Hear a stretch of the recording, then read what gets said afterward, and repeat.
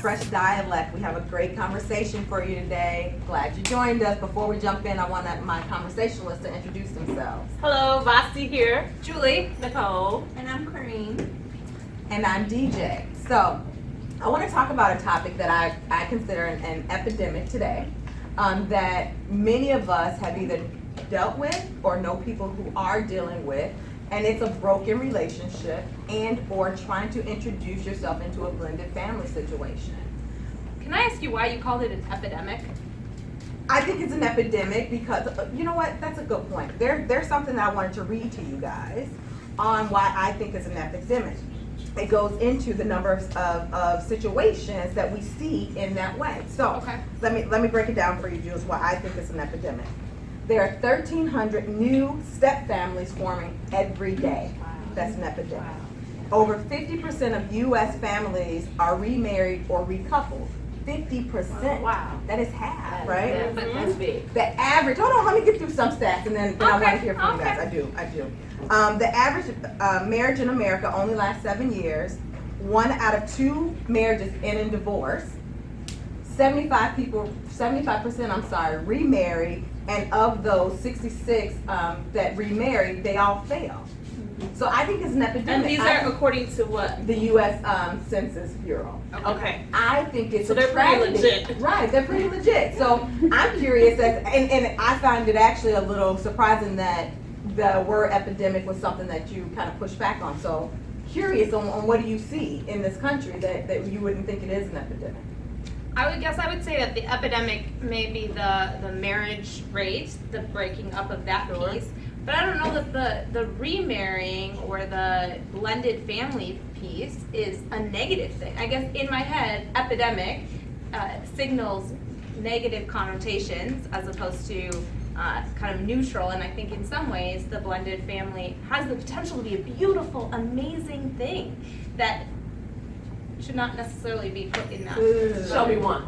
Yeah. You know, where blended family, because you're gonna have controversy. Yeah. Just a man and a woman come together. But you're assuming that there was a divorce that's causing the blended family. But if there is a death, or if there is a accidental pregnancy, any of these things. Yeah. I think you don't accidentally get pregnant. Yeah. Well, You don't. No. You know the consequences before and after sex. I'm sorry. My grandma said nothing's open but legs after 11. So stores and at the end of the day, you don't say, "Oh, I'm pregnant. That was an accident." Okay. Well, single mothers, this can be a very beautiful thing. Yeah, I guess it's not always after a divorce or anything like that, but it typically is after a love, after a heartbreak, right. And now you're trying to mend yourself. What I find, and I'm just curious on you guys' thoughts, typically it takes a while before you get over what it is that led you down that path. Absolutely. And it is an individual thing. Like we project on the other person as if they have a whole lot of things that they need to work through, but I guarantee you the same baggage that you left that relationship with is the next one you're going to take to the next one. Absolutely. If you don't ever own your piece, difficult. You don't own your piece in it. And I will say that one of those statistics, and we can all say what our current relationship status is. I am recently divorced, and my marriage was on that statistic. It lasted 7 years. Wow. So I can honestly say that I lived through it. And being newly divorced now, and I think about dating, and I think about I don't want a man with no kids.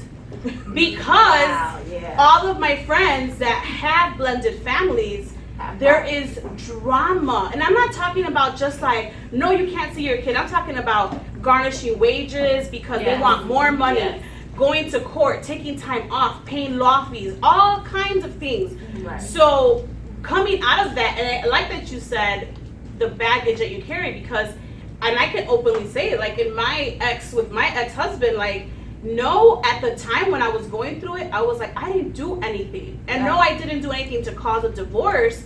But when I remove myself from the situation, I could see things that I could have done better in my marriage. Right. And I could see things that I could have said, you know what, I could have not talked to him that way. I could have worked on this, issue or whatnot. But what's everybody else's relationship? Well, I agree with what you're saying, but it goes back to, again, teaching young ladies to be women, and we have to prepare young women to be married if that's something they want to do. Because like me, I'm a single parent. I raised 3 girls by myself, and it's hard for me to date and bring a man before my children, because they'll be like the little girl in Color Purple on a brick. You ain't none of my daddy, and then it's going to be a problem. So I have to I think the correct quote was, it was a little boy that said, she ain't my mama. But it would be different because I have girls. So yeah, it's definitely hard trying to see the type of man I would want around my girls, because I do have young ladies. So I have to be careful. I think like Julie a bit, right? So I don't think all blended situations have to be tumultuous. I think many of them are because of who we are, right? So I, for one, am a mother of 4, and I consciously select to say 4. I have 3 children that I birthed, but my oldest daughter, she's 13. She was, we brought her into our situation together. We started off, as girlfriend, baby mama, then friend, and now we co-parent, right? So I would say I have a better relationship with, I call her my baby mother, right? Than I think my husband does, right? So we communicate about my daughter. My daughter calls me mommy, and she respects her mom too, which I find it, one of the things I do think about though, is that we put children in such a difficult situation, right? So my daughter, who's 13, had to go through at 2 and 3, what do you call DJ? Yes.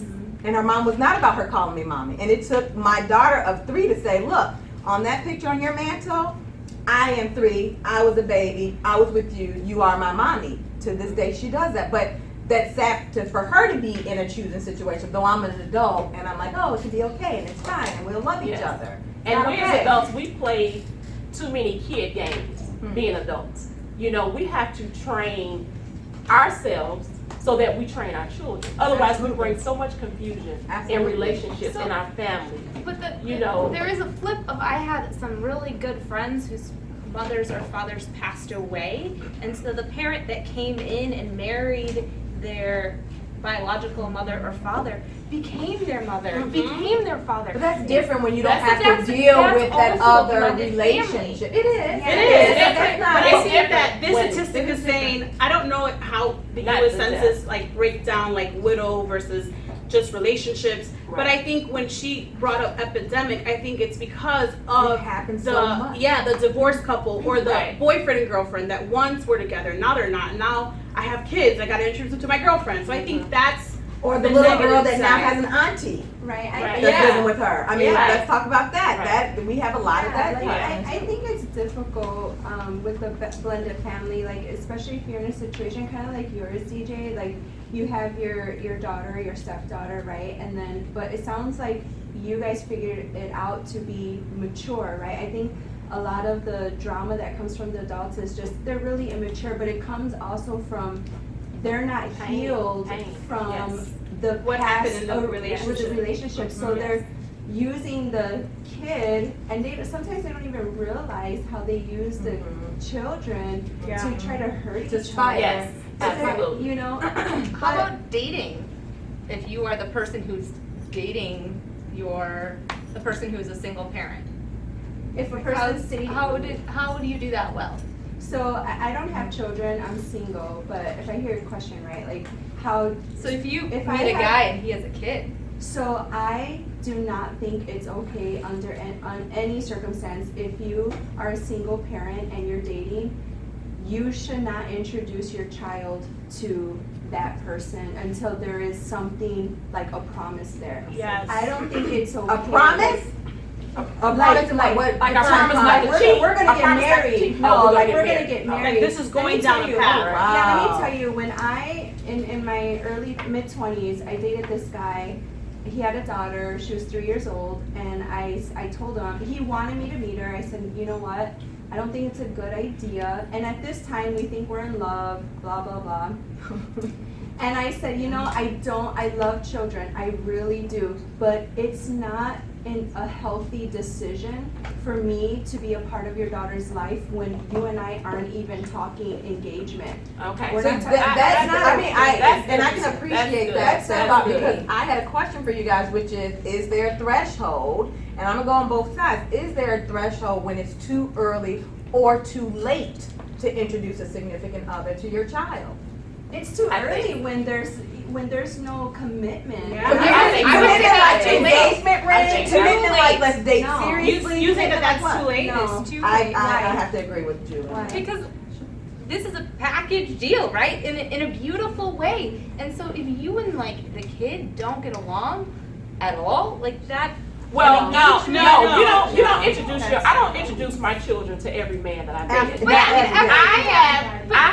had a shop, a salon, where men would come up there and see me, and my children would be there, Right. and I would tell my kids, this is a friend of mine. So I want my kids to know the difference between a male friend and a boyfriend. Because you can't have male friends outside of him being a boyfriend, and if you see Yes, me you can, outside of my princess. house, if you see me outside of my house, my kids know. And like, my children are older now, so they're like, Mommy, where are you going and who you going with?